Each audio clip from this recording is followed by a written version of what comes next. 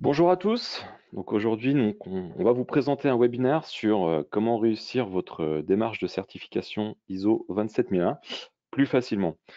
Donc aujourd'hui, c'est un jour particulier puisque Alban, donc consultant auditeur sur ISO 27001, nous accompagne pour la présentation de ce webinaire. Donc il va pouvoir nous faire bénéficier de son retour d'expérience sur la certification ISO 27001.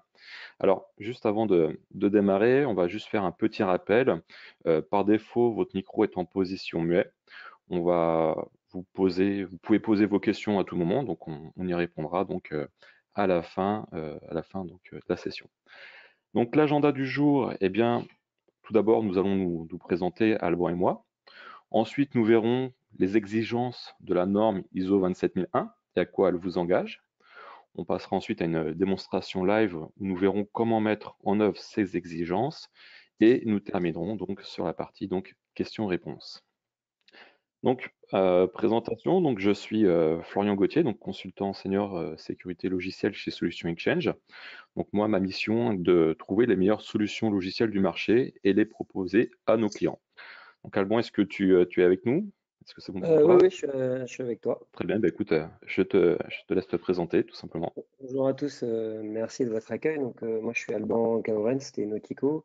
Je suis consultant dans la cybersécurité. J'accompagne des organisations à la certification ISO 27001, mais aussi HDS 27018. Et je suis aussi auditeur pour un organisme de certification sur l'ISO 27001, HDS 27018 également. Donc, l'objectif du webinaire, pour ce webinaire, on va parler particulièrement des exigences 27001 liées à la traçabilité. C'est un sujet assez central de la norme, car tout ce qui est fait dans le cadre du référentiel doit être tracé. La traçabilité, c'est un sujet assez compliqué, notamment pour les sociétés qui viennent d'être certifiées.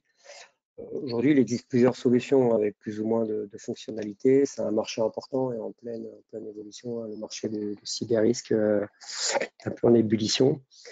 Le retour d'expérience que nous avons dans la mise en œuvre des solutions, en fait, on retrouve souvent des projets non finalisés qui glissent dans le temps par faute de ressources, complexité de la solution. Donc c'est vrai que lors des audits, on a souvent des systèmes qui sont en place, mais qui finalement n'amènent pas de beaucoup de valeur ajoutée aux clients. Donc la conséquence qu'on trouve, c'est de ne pas pouvoir démontrer la bonne conduite et gestion de la traçabilité, qui peut engendrer des non-satisfactions autour de l'exigence de la norme. Hop. Fabien, Florian, excuse-moi, Ok, bah, merci Alban pour ces informations. Donc l'idée de ce webinaire, comme on l'a évoqué au début, c'est de voir comment nous pouvons mettre en œuvre ces exigences de façon simple et efficace. Donc tout d'abord, eh bien, on va les définir. Donc on va démarrer cette première partie avec cette question: quelles sont les exigences pardon, de la norme et à quoi elles vous engagent? Donc, eh bien, Alban va nous expliquer de façon détaillée les exigences liées à la traçabilité et ce à quoi elles vous engagent. Donc, Alban, je te laisse à nouveau la parole. merci. Les exigences de la norme, elles sont multiples, hein. On retrouve donc tout au sein de la norme, en fait, plusieurs exigences liées à la traçabilité. Donc, on a une exigence centrale dans l'annexe, qui est le chapitre 12 sur la journalisation et la surveillance, où là, en fait, l'entreprise qui est certifiée ou qui va vers une certification ISO 27001 doit avoir un système de journalisation des événements, de tout ce qui se passe sur ses applications, son réseau. Doit aussi assurer la protection de l'information, puisque tout ce qui est tracé peut d'ailleurs vous amener à aller au tribunal, engager une procédure judiciaire. Donc il faut que ces informations soient intègres. Pas question d'aller devant un tribunal avec des informations qui ne bénéficieraient pas d'intégrité. Et tout au long, et sur la journalisation aussi, on a l'enregistrement des activités de tous les utilisateurs et notamment des administrateurs. Et ça, c'est un point qui fait couler beaucoup d'encre. Malheureusement, beaucoup de sociétés ont du mal à démontrer comment elles vont démontrer les activités des utilisateurs, notamment celles des administrateurs. On retrouve aussi dans la gestion des droits, sur les chapitres liés à l'annexe A et chapitre 9, la gestion des droits à privilèges, donc des administrateurs, les journaux des administrateurs, la revue des droits d'accès utilisateurs. Et on retrouve aussi, alors c'est pas directement la traçabilité, mais dans les rapports et analyses, hein, puisque tout au long de la norme, ben, l'idée aussi, les objectifs, c'est d'identifier en fait tout ce qui se passe sur le réseau. Donc avec une partie reporting qui est assez importante. Comment on peut surveiller et comment on peut retrouver des indicateurs issus de la traçabilité. On va en parler avec Florian. Et comment on peut aussi identifier les restrictions d'accès, l'identification de malveillance. Ça, c'est assez fondamental et c'est un peu la pierre angulaire de la norme. Je reviendrai un peu aussi sur la protection et la sauvegarde. La norme impose la sauvegarde des informations, hein. Il n'est pas possible de perdre ces informations à plusieurs endroits dans la norme. Il est bien stipulé que vous devez assurer la sauvegarde des informations. Hop. Florian? Ok, très bien. Ok, donc bah, écoute, c'est plutôt clair, c'est même très clair. Donc on va passer à la partie démonstration. Voilà, donc on va voir comment on peut mettre en œuvre, hein, ces exigences. Donc ce que je vais faire, c'est que bah, tout d'abord, je vais partager donc mon environnement de démonstration, et puis on va démarrer cette partie tout simplement. Hop, tac. Donc on va avoir une première démo avec l'interconnexion des équipements. En préambule, souvent on retrouve hein, lors des audits ou lors du consulting d'ailleurs aussi. Hein. Mais finalement, qu'est-ce qu'on doit tracer? C'est une grande question. On a dit ça, on n'a rien dit. Que dit la norme? Ben, elle ne fixe pas de limite. Hein. Elle ne vous dit pas, vous devez vérifier ça, vous devez traçabilité tels équipements.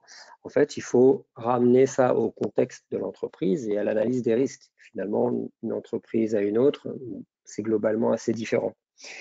Donc là, on va regarder quel type d'équipement on peut interconnecter à la solution. Florian, je te laisse Ok, nous écoute, montrer ça. donc sur la solution avec laquelle on va travailler aujourd'hui, on va voir qu'on peut interconnecter, pardon, un certain nombre donc d'équipements, de machines, à partir du moment où on a des événements de type Windows, de type syslog ou SNMP.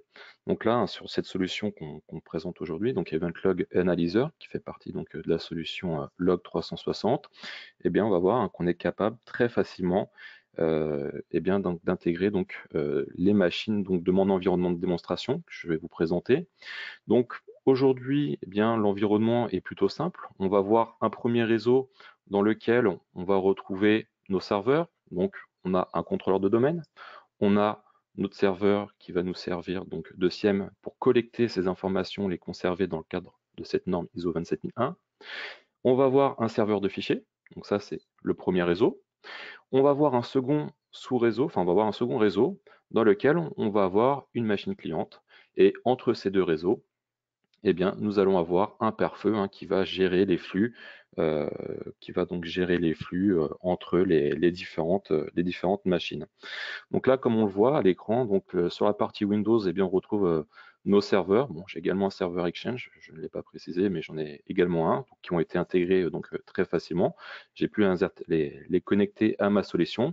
Et je récupère également donc les logs provenant de ces serveurs. Sur la partie syslog, eh bien là, j'ai un pare-feu donc de type Barracuda, et eh bien, je reçois donc mes logs en temps réel comme on peut le voir là à l'écran là d'ici quelques instants. Voilà, donc ça s'affichait. Donc on voit bien que je reçois mes logs, mes équipements sont bien interconnectés à ma solution et eh bien je collecte les informations qui sont émises, tout simplement. Et Florian, qu'est-ce qu'on peut avoir? Est-ce que tu peux préciser le type de log qu'on peut avoir et quelles seraient les interconnexions? Puisque plusieurs équipements peuvent avoir des formats et des protocoles différents Oui, en termes de log. bien sûr.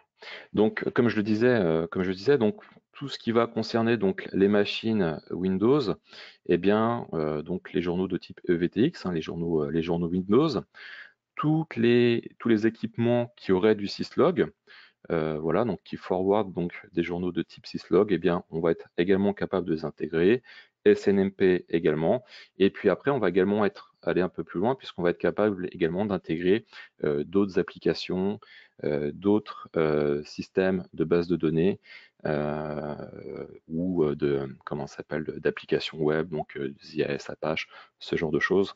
Donc voilà, donc majoritairement, on est capable de collecter beaucoup d'informations provenant donc de différents types de machines sur différents protocoles. D'accord. Donc, globalement, en résumé, on peut collecter donc des équipements switch, firewall, borne Exactement, tout Wi-Fi, à fait. imprimante, voire de l'applicatif type Apache, enfin des serveurs web, tout est possible. Oui. D'accord. Et est-ce qu'il y a des difficultés entre les équipements ou tout Donc fonctionne finalement? l'intégration se fait plutôt très simplement, puisqu'en fait l'idée de cette solution est vraiment de pouvoir, on va dire très facilement l'intégrer, interconnecter donc ces équipements donc sur cette application.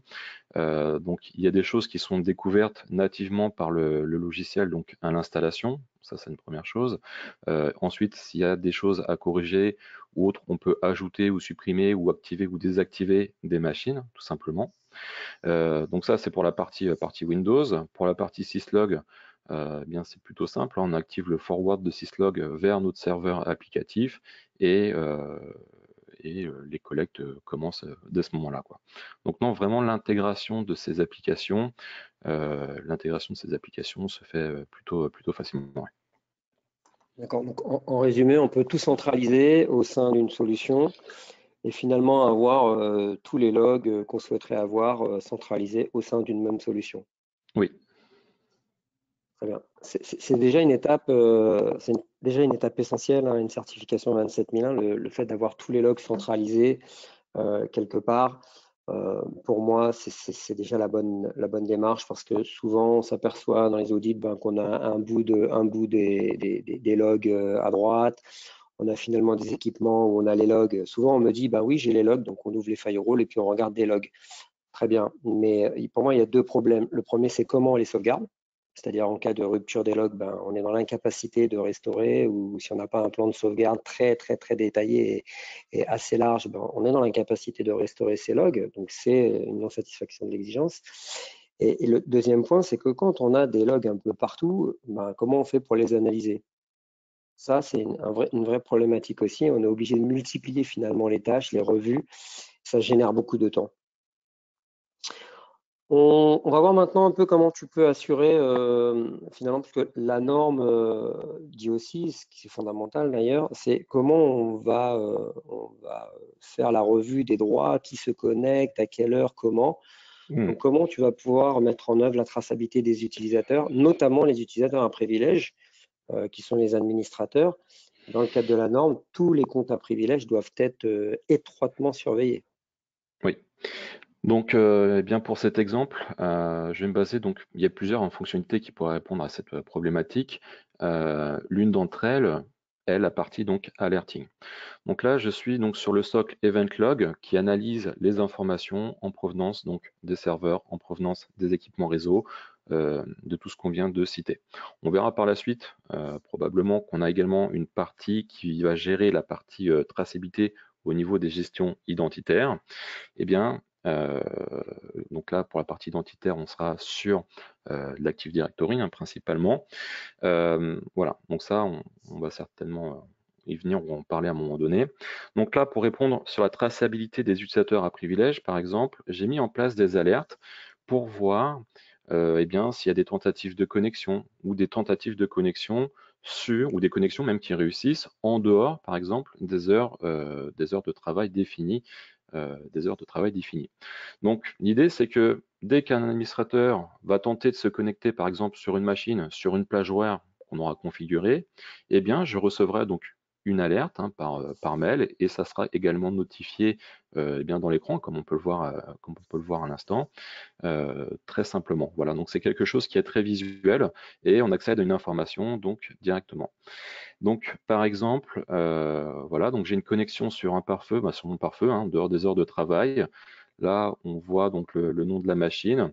On voit également eh bien comment s'appelle l'heure à laquelle la connexion s'est faite. Donc c'était le 17 septembre à 20h37. On peut avoir donc plus d'informations, donc comme par exemple eh bien le nom de l'utilisateur. Bon bah là c'est l'utilisateur par défaut route, l'adresse IP de la machine et un nombre d'informations qui va nous donner plus de détails donc sur cette connexion. Donc là, l'idée, une fois de plus, c'est qu'on est capable très facilement de tracer les actions des utilisateurs à privilège. On est capable de voir ce qu'ils font et de suivre au quotidien donc ces informations. Donc, sur cette démo, donc en fait, on a deux points. La première, ben, c'est de conserver tous les logs de ce qui a été fait. Donc, en cas de problème, alors d'incident de sécurité, hein, puisqu'on parle d'incident de sécurité sur la norme 27001, mais ça pourrait être aussi détecter peut-être un administrateur ou un utilisateur qui se connecte pas ou ne respecte pas les politiques ou les procédures de l'organisation. Donc ça, c'est un point qui est très important. Au-delà de la norme, ça vous permet aux certifiés de vérifier que tout le monde respecte bien les procédures.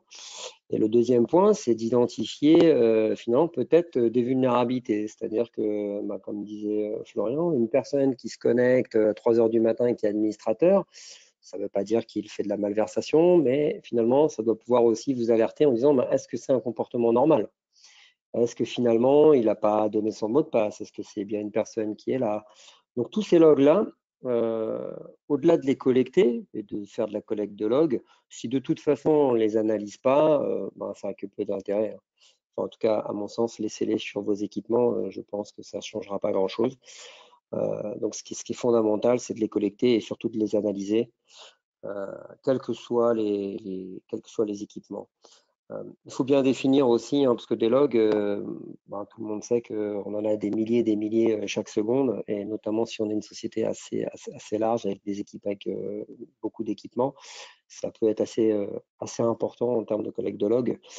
Donc, il faut bien définir aussi ce qu'on va vérifier, comment on va les vérifier, qui va les vérifier. C'est fondamental de bien identifier tout ça, plutôt que d'aller scroller dans les logs et d'aller chercher quelque chose que vous ne trouverez jamais finalement. Florian, tu vas pouvoir d'ailleurs nous montrer maintenant comment on peut analyser ces logs en termes de rapport, quel serait l'aspect exploitable des logs et des indicateurs. Bien sûr.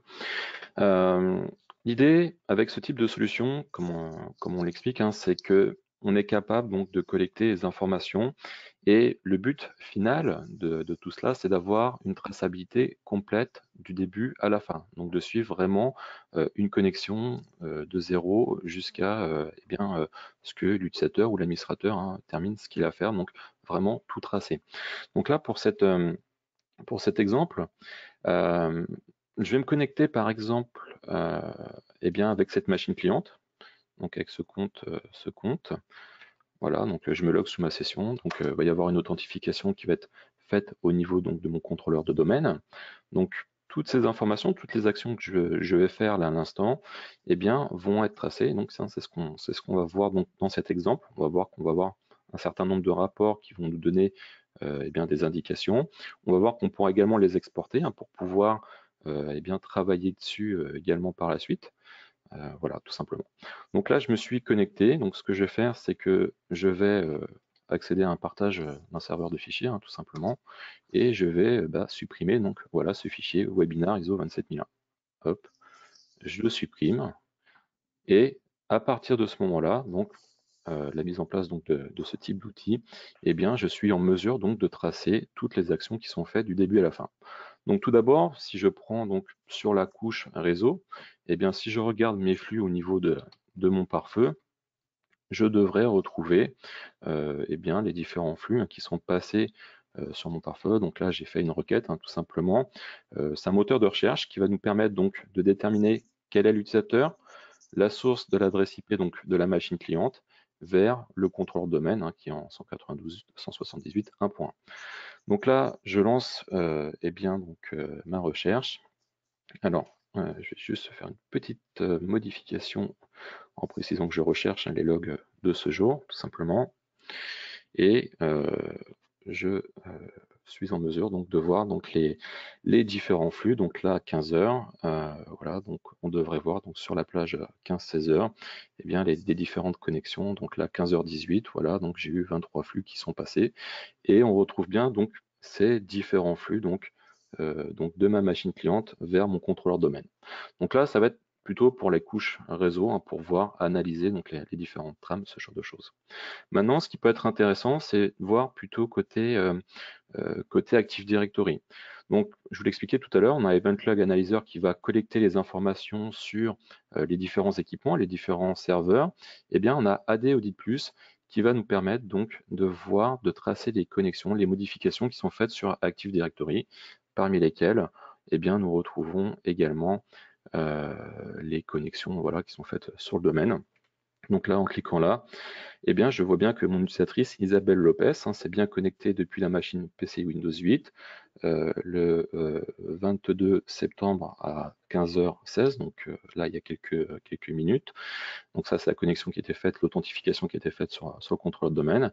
Et si je souhaite voir, par exemple, d'autres modifications, puisque je sais qu'elle a fait des modifications sur le serveur de fichiers, eh bien, je vais avoir également des rapports qui vont me montrer voilà, les différentes actions réalisées donc, sur ces fichiers. Donc là, je devrais voir la suppression eh bien, du fichier. Donc on la voit bien, elle est bien ici. On voit bien que le fichier webinar ISO 27001 a été supprimé donc, par l'utilisatrice Isabelle Lopez à 3h18. Là, l'idée, c'est que grâce à ce type d'outil, tout d'abord, eh bien, on a donc l'information qui est collectée, les données remontent bien et on va pouvoir les exploiter puisque chacune de ces informations peut être exportée donc sous un autre format pour alimenter par exemple une base. Voilà, donc on peut exporter au format CSV, PDF, XLS, HTML. Donc là, si je fais un export au format PDF, eh bien, d'ici quelques instants, je devrais donc avoir le rapport, le rapport sous les yeux, voilà, tout simplement. Donc là, le rapport se génère. Voilà, donc il est mis en file d'attente et donc je peux ensuite le récupérer et l'ouvrir, voilà. Donc, pour la conservation dans le temps et comme je disais, alimenter des bases. Voilà, donc là, si je double-clique sur le rapport, il s'ouvre au format fichier PDF et là, j'ai un rapport qui va m'afficher donc eh bien, les dernières modifications qui ont été réalisées en termes de suppression voilà, par les utilisateurs. Ça c'est très intéressant hein, pour l'ISO 27001. Souvent, elle a cette expérience quand on regarde ou on pose la question comment ils assurent la revue des logs et les preuves qu'ils fournissent, ben, souvent c'est assez pauvre, hein, c'est-à-dire qu'on a souvent un fichier Excel avec une date, finalement qu'est-ce qui a été fait, comment, donc ils arrivent, enfin les sociétés n'arrivent pas vraiment à démontrer ce qu'elles ont fait. Voilà le type de preuve qu'on recherche, hein, c'est-à-dire voilà un rapport avec des exigences à l'intérieur ou sur tel utilisateur ou sur un groupe d'utilisateurs et avoir cette preuve qui est mise dans le SMSI, pour moi c'est fondamental, hein. Il suffit simplement de montrer cette preuve, voilà tel jour, voilà ce qu'on a extrait, voilà ce qu'on a vérifié. Le rapport n'a démontré aucun écart. C'est typiquement le style de preuve qui sont attendus par les auditeurs. Alors après, on est assez différents, mais globalement, quand on arrive à nous démontrer ce type de document, on est plutôt satisfait. Un autre point aussi, c'est que la norme dans le chapitre 9, hein, qui est consacré à la surveillance, vous devez mettre en place des indicateurs.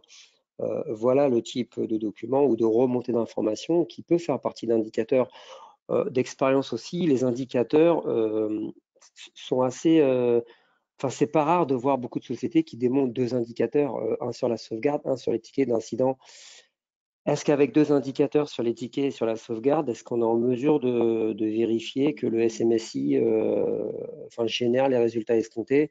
Personnellement, j'ai des doutes. Pour moi, c'est plutôt 10 à 20 indicateurs qui permettent quand même d'avoir un vrai visuel sur la bonne santé du SMSI. Avec ce type de rapport, avec ce type d'extraction, qui sont possibles aussi au format Excel, hein, j'imagine, Florian, non? Oui, Oui. Oui, on peut Donc, voir là, qui permettrait de croiser, de CSS ou récupérer CSV. des fichiers Excel et de croiser justement les informations au format XLS et de pouvoir alimenter des indicateurs qui remonteraient directement dans les indicateurs que vous mettez en place pour le SMSI. Moi, je pense que ça, c'est un point vraiment, vraiment important et vraiment intéressant de commencer à avoir des indicateurs sur qui se connecte en dehors des heures, qui se connecte trop souvent alors qu'il ne devrait pas. Enfin, voilà. Pour moi, là, on commence à rentrer dans quelque chose de vertueux. Et c'est tout l'avantage de la norme 27001, hein. Elle doit être vertueuse, on doit progresser, on doit améliorer tout le temps le système. Et là, on est typiquement dans ce type de solution. Le moteur de recherche, il est, Florian, qu'est-ce qu'il permet? Il a l'air plutôt puissant, mais qu'est-ce qu'il permet en termes de recherche? Eh bien, alors, attends, je dois me reconnecter. Le moteur de recherche, eh bien, va permettre tout simplement donc de faire des recherches, hein, comme on l'a dit, donc avec différents filtres, différents critères. On va pouvoir faire ici ce qu'on appelle donc des parseurs, de manière à pouvoir identifier certaines informations beaucoup plus rapidement. Donc on peut extraire, personnaliser, customiser des parseurs de manière en fait à avoir une information donc beaucoup plus rapide, beaucoup plus visible sous les yeux, voilà, tout simplement. Et puis bon, bah, comme on l'a vu, hein, donc d'exporter des données, hein, comme on l'a vu à l'instant, pour récupérer donc ces informations et pouvoir retravailler dessus par la suite. Voilà. Donc on a D'accord. cette fonctionnalité, puis on a la fonctionnalité de reporting également. Donc ce sont deux outils formidables donc, pour ce type d'exercice. D'accord.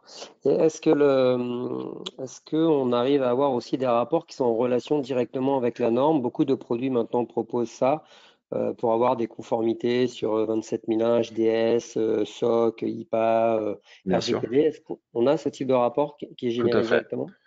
Donc, dans le premier module sur la gestion identitaire, donc là, plus côté utilisateur, groupe de sécurité, enfin, plus lié en lien à l'Active Directory aussi, partie analyse donc de serveurs de fichiers, on va avoir un certain nombre de rapports, donc dans une catégorie compliance, dans lequel, eh bien, comme tu viens de le citer, hein, les différentes normes, GDPR et bien évidemment donc ISO 27, ISO 27001. Donc là, par exemple, si je clique sur le premier, hein, donc Administrative User Action, ce sont eh bien, des actions de type administrateur, voilà, qui ont été réalisées, donc soit par des machines, soit par des comptes. Et l'idée, une fois de plus, eh bien, c'est qu'on est capable de les tracer, on est capable d'exporter ces données, d'avoir des rapports, d'avoir des envois aussi de façon régulière. Donc là, on peut le voir hein, sur ce, comment dirais-je, eh bien sur cet exemple. Là, on voit que l'administrateur eh bien, a créé un compte, voilà, tout simplement, a modifié pardon, les propriétés d'un utilisateur. Là, on voit qu'il y a eu, eh bien, c'est pareil, des modifications au niveau donc, des propriétés.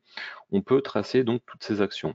Donc, on a la même chose, bien évidemment, sur la partie donc équipement, serveur, où là on a vraiment une partie dédiée à cela, donc qui s'appelle compliance également, dans lequel on va retrouver eh bien des normes, hein, les mêmes normes que l'on a vues à l'instant, et sur lesquelles on va pouvoir également donc travailler.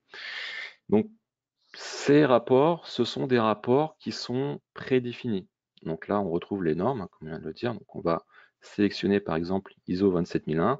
On retrouve les chapitres, hein, comme on D'accord. l'a vu au début. Mhm. Donc là, c'est vraiment pour faciliter l'audit et le contrôle donc, de ces différents points au niveau donc, de la traçabilité.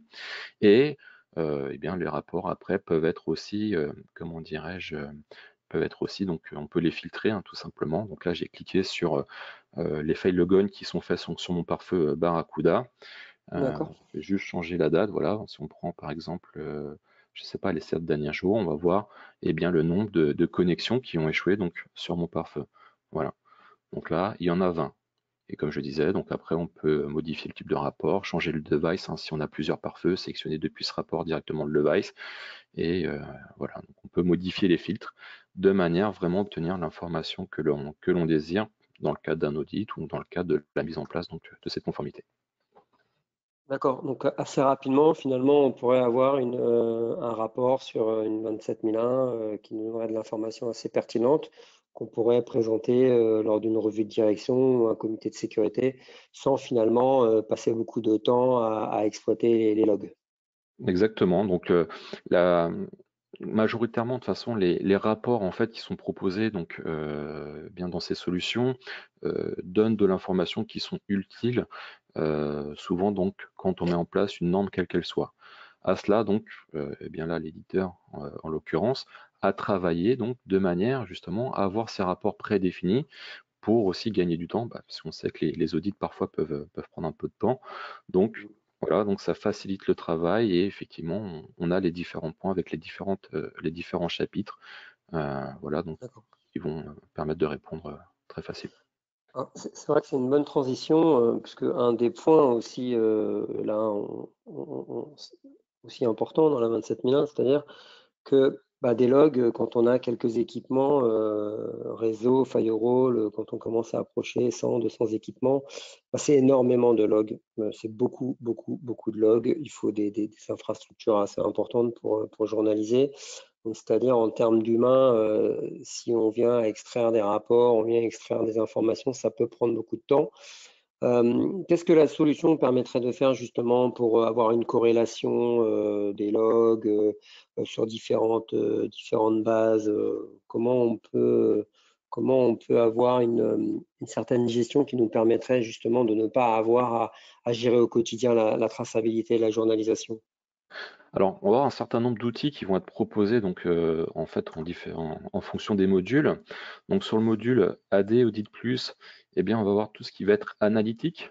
Donc le principe de base, c'est que le logiciel va collecter les logs, hein, comme on le sait, et va travailler sur ces informations sur une durée minimum de 7 jours. Donc pour avoir des informations valables, il faut laisser donc le logiciel travailler pendant 7 jours.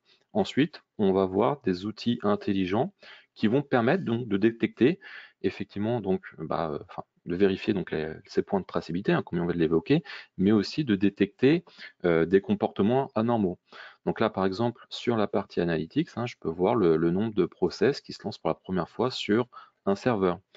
Je peux également voir voilà, le volume d'activité donc réalisé par un utilisateur. Donc si un utilisateur, je ne sais pas, a l'habitude de faire X nombre d'actions, je ne sais pas, par jour, et qu'il en fait un peu plus eh bien, un jour J, eh bien, le logiciel va être capable de le remonter. Donc ça, on va le voir tout d'abord sur la partie Audit Plus, hein, c'est ce qu'on voit à l'écran. Là, par exemple, on a 13 activités entre 4 et 5 heures l'après-midi, qui est un niveau élevé par rapport donc, à d'habitude. Voilà, donc là, on est juste au niveau, voilà, 13, hein, c'est le minimum. Voilà, donc on atteint la limite 13, donc on a une information qui se déclenche. Ensuite, donc ça, c'est ce qui concerne la partie donc gestion donc identité. Sur la partie donc équipement réseau, eh bien on va pouvoir mettre en place donc de la corrélation, hein. Donc la corrélation, c'est ce qui va nous permettre de mettre en évidence un certain nombre d'événements qui, lorsqu'ils sont traités, on va dire de façon indépendante des uns des autres, n'ont aucun sens. Mais si on les met bout à bout, eh bien alors on peut détecter des anomalies, des failles de sécurité ou même donc peut-être un problème informatique. Et donc ça, le logiciel le propose également. Donc il y a un certain nombre de règles de corrélation qui sont proposées par défaut. Là, j'en ai créé quelques-unes en plus, voilà, donc sur de la suppression massive de fichiers, sur du boot de force, donc voilà, donc plusieurs tentatives de connexion jusqu'à temps qu'on trouve le bon mot de passe. Donc là, c'est une succession d'événements qui vont être collectés, analysés. Par exemple, on va voir qu'il va y avoir 5 fail logon et au bout du sixième qui va fonctionner, eh bien, ça va passer, l'utilisateur va se connecter. Donc, c'est une attaque par brute de force. Puis bon, après, on peut avoir d'autres choses sur de la mauvaise authentification, sur ce que l'on veut. On peut, je ne vais pas dire c'est à l'infini, mais on peut vraiment être très granulaire sur la corrélation des événements donc entre eux. Et c'est pas terminé, donc là c'est ce qui concerne les équipements réseau. Ici, on va également avoir un module qui est dédié à l'analyse donc je dirais comportementale, qui va détecter vraiment les comportements anormaux, eh bien les comment dire, les choses qui ne vont pas, enfin les anomalies, et attribuer aussi des scores en fonction eh bien, donc, des risques que représentent ces actions réalisées donc, par ces utilisateurs. Donc ce module, donc là, c'est UIBA. Et donc, c'est une analyse vraiment complète des événements. Donc là, par exemple, on peut voir le nombre d'événements traités, analysés, le nombre d'anomalies rencontrées, donc soit au niveau des heures, soit au niveau du nombre d'anomalies effectuées, ou soit même au niveau du comportement. Une fois de plus, hein, pour tout ce qu'on vient de voir, c'est une analyse pendant 7 jours minimum. Donc pendant 7 jours, la solution eh bien, va collecter les informations, va les analyser, et au bout de 7 jours, on va avoir des résultats probants qui vont mettre en évidence eh bien, ces comportements à risque. Donc après, on peut être plus ou moins granulaire en fonction donc soit eh bien, de l'utilisateur. Donc là, ça serait l'utilisateur, voilà, des utilisateurs donc, à laquelle on attribue un risque, enfin un score de risque. Voilà, donc plus l'action est risquée, plus le score sera élevé, ou après directement sur les équipements. À cela, on a également donc des rapports qui vont eh bien, permettre de travailler donc, sur cette intelligence et donc de voir plus facilement les choses qui ne vont pas. Voilà. Donc voilà ce qui est proposé donc, en termes d'intelligence justement donc, pour répondre sur ce point précis. C'est un vrai tableau de bord finalement, hein. On arrive Oui, finalement à voir les tendances, à pouvoir, une fois que notre SMSI tourne, qu'on a déjà voilà, plusieurs choses qui se mettent en place, qu'on stabilise, on peut avoir les tendances et ben, d'une semaine à l'autre, d'un mois à l'autre, on peut évaluer les tendances, le scoring. Et finalement, ça va aller dans le sens du contrôle des vulnérabilités, de la gestion des vulnérabilités. Ben, ça va faire partie de la gestion des vulnérabilités. Et finalement, avec une tendance, ben, on peut déceler des vulnérabilités. On peut avoir bon, du prédictif, je vais peut-être le mettre un peu entre guillemets, mais on peut déjà anticiper des comportements anormaux ou non appropriés. Et c'est vrai que cette forme de scoring est plutôt intéressante parce que ça donne vraiment un tableau de bord ouais, assez clair finalement sur ce qu'on cherche. Euh, exactement. C'est vraiment très bien, le but. très bien. Et ça, ce sont des outils faciles à mettre en œuvre, justement, le comportemental. Parce que C'est, c'est vrai que c'est voilà, souvent le point qui alors, revient à 27001. On me dit souvent, bah oui, mais c'est compliqué. On a une solution, on a pris du Curadar, on a pris bon. C'est enfin, c'est ces outils qui sont très bons, mais assez lourds à mettre en œuvre. donc là, Comment, ouais. Donc, sur ce point, oui, donc les mécanismes en fait sont créés, enfin sont déjà, je dirais, disponibles dès l'installation. C'est vraiment le logiciel qui va travailler, qui va prendre les logs. Nous, après, on va pouvoir faire quelques petits paramétrages sur comment on va ajuster le scoring. On peut également, donc, comme on l'a vu tout à l'heure, créer nos propres règles de corrélation. Mais globalement, beaucoup d'informations, beaucoup d'automatismes sont déjà présents dès l'installation donc du produit et donc permettent de mettre en évidence eh bien, ces fameuses erreurs, ces fameux comportements à risque. Voilà. d'accord, très bien, parfait.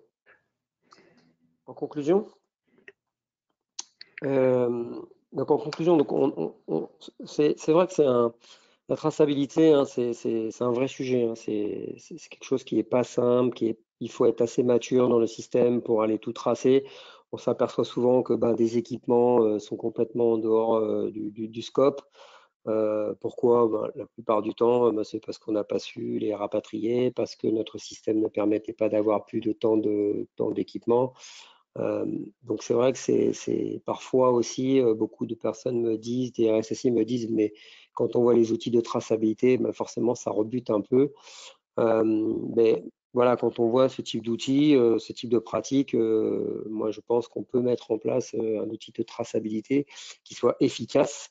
Il vaut mieux avoir un outil qui collecte avec des informations pertinentes euh, pour démarrer et pour pouvoir s'engager dans l'amélioration continue, plutôt qu'avoir un système parfois de très très haut niveau et finalement bah, jamais mis en place. Pourquoi? Parce que c'est tellement compliqué que finalement on s'en sort jamais. Donc pour moi, c'est un outil qui répond bien à la norme en tout cas. T'as peut-être des questions, non, Florian? Florian, on a terminé la présentation. Oui, on va passer à la partie questions-réponses. Alors, Donc, question-réponse. Alors, on a des questions. Est-ce que ce type de solution couvre à 100% la norme ISO 27001? Oui, oui, elle couvre complètement, enfin, en tout cas ce qu'on attend dans la norme sur la notion de traçabilité, oui, elle couvre complètement la norme. Après, c'est à chaque société de vérifier son contexte, son analyse de risque et qu'est-ce qu'ils doivent mettre en place pour tracer. Mais globalement, c'est vrai que la 27001, c'est une norme qui monte de plus en plus en France, hein. Il y a beaucoup de sociétés qui s'y engagent, notamment avec l'avènement du RGPD et toutes les problématiques de cyber-risque. Donc oui, pour moi, la traçabilité, c'est fondamental. Si de toute façon, on ne sait pas ce qui se passe sur le réseau, on restera sur les hommes et que malheureusement, si quelque chose est laissé, n'est pas fait ou est laissé un peu au hasard, on ne va pas s'inscrire dans un cercle vertueux. Donc oui, pour moi, ça couvre la norme. Ok, merci pour ta réponse, Alban. Quid des intégrités des logs? Et j'ai une autre question qui suit un peu. Quid de la rétention des logs RGPD? Donc, ce que je vais faire, c'est que je vais essayer de répondre donc, aux deux en Ouais, même temps. Donc, les logs ne sont pas lisibles hein, lorsqu'elles sont collectées. Ensuite, il y a une notion de données vivantes et d'archives. Donc, les données vivantes, c'est sur lesquelles on va travailler. Et les archives, hein, c'est pour la conservation dans le temps. Donc, ces paramètres de conservation, de rétention peuvent être paramétrés donc, au niveau des solutions. Comme on le souhaite, voilà. Donc ça, ça répond sur la durée de rétention. Ensuite, ce qu'il faut savoir, c'est que les archives peuvent être cryptées ou protégées par un mot de passe en fonction hein, du module. Et en ce qui concerne donc l'accès aux données, eh bien, c'est géré indirectement par les permissions d'accès Windows. Voilà, donc sur cette partie-là. d'accord. Hop. Alors, est-ce que les logs de cette solution sont chiffrés? Donc là, je viens de répondre. Dans la norme ISO 27001, devons-nous tracer tout sur les équipements? Devons-nous Ah, tout tracer sur les équipements? ouais. Question pareil, qui revient souvent. Ce qui est important, non, la norme, elle dit pas que vous devez tout tracer. La norme ne dit pas sur combien d'équipements. C'est un peu la limite de la norme, hein, il ne rentre pas dans le détail. Globalement, ce qu'il faut regarder, c'est le risque que vous avez. Si vous êtes une société avec des informations confidentielles ou sensibles ou des actifs assez importants, chaque fois que l'information va traverser un équipement, une application ou un poste de travail, il faut se poser cette question finalement, comment je vais remonter la trace d'une attaque ou d'une malversation. C'est-à-dire que si j'ai que les logs du firewall, je ne vois pas comment je vais retracer une attaque une fois une fois qu'elle est passée sur mon réseau local. Il est pratiquement impossible de retracer l'attaque. Donc, ce qui est important, c'est vraiment de se poser cette question, par où passe l'information, par où passe mon actif essentiel, et de pouvoir effectivement tracer et de mettre dans le système la traçabilité. On l'a vu avec ce type d'outil, c'est quand même assez simple de pouvoir collecter des logs, peu importe les équipements. Donc aujourd'hui, la première étape, c'est quand même de collecter les logs. Et la seconde étape, c'est pouvoir les analyser et avoir des rapports comme tu as pu nous montrer. Mais pour moi, une des premières étapes, c'est quand même de les centraliser. Parce que si on ne les a pas, il ne faut pas non plus oublier qu'un hacker, hein, il efface ses traces, ou un administrateur qui fait de la malversation, il effacera ses traces. Donc, s'il a l'accès à un firewall et qu'il a un compte-route, rien ne va l'empêcher d'aller supprimer des logs ou d'aller manipuler des logs. Donc, il n'y a que la centralisation qui va permettre de rendre intègre la donnée et de savoir qui a supprimé quoi. Pour moi, c'est ce qui est fondamental. Il faut vraiment se poser cette question et après, en fonction du risque, de mettre en place la traçabilité. Ok, encore une ou deux questions. Quel est le modèle de configuration de cette solution? Alors, je pense comprendre la question, j'espère pouvoir y répondre correctement. Si on parle de configuration, donc, il y a plusieurs donc, modules. Les modules sont indépendants des uns des autres et ne vont pas avoir la même fonctionnalité. Par exemple, on l'a vu au travers de cette démonstration, on va avoir un module qui va gérer la partie identitaire, donc Active Directory.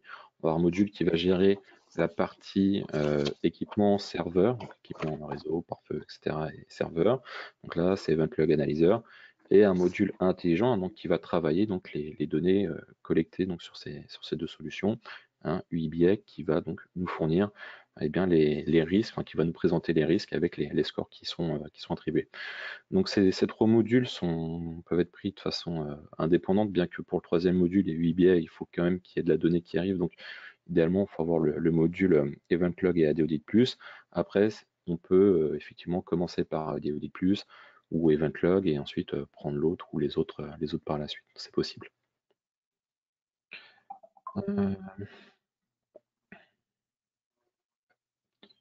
Quelques questions encore, Florian? Alors j'ai une question, Alban. Donc les traces restent un des éléments de la 27001, mais il y a bien d'autres choses. DOA, ce n'est pas les traces qui feront obtenir la certification 27001. Non, c'est certain. C'est pas les traces qui vont faire obtenir une 27001. Une 27001, il y a beaucoup de points à voir. Là, c'est vrai qu'on a évoqué ce point parce qu'il est pour moi assez problématique avec peu de retours d'expérience. Donc, c'est vrai que lors d'audit, c'est pour moi un point que j'ai identifié, et même d'ailleurs de groupes assez importants, hein, sont pas plus avancés que les petites sociétés ou les PME. Donc, c'est un des points qui est assez important et qui, pour moi, de toute façon, est central parce que encore une fois, si on trace pas, si on ne sait pas ce qu'on fait sur le réseau, je vois pas comment on peut contrer les attaques. Non, bien sûr que la norme 27001 ne s'arrête pas là et il y a beaucoup de points à voir autour. Notamment sur les vulnérabilités et toute la partie technique de l'annexe A. Ok, bah écoute. Tout webinaire à venir d'ailleurs sur les points de la norme, Ouais. Florian. Oui, bah, tout à fait. Non, mais après, c'est C'est vrai largement globalement, c'est une envisageable. norme. Ouais, c'est une norme qui est finalement qui est pas simple à mettre en œuvre, mais globalement, avec le retour d'expérience, je me dis que c'est pas si compliqué que ça quand même, parce qu'il y a quand même du bon sens dans tout ça. Il y a quand même il faut bien comprendre la norme, il faut bien la lire, il faut bien l'analyser, mais pour moi, il y a quand même du bon sens avant tout. Donc voilà, si on arrive à regarder les points forts, qu'on a le bon sens qu'on y met, je pense qu'on y arrive.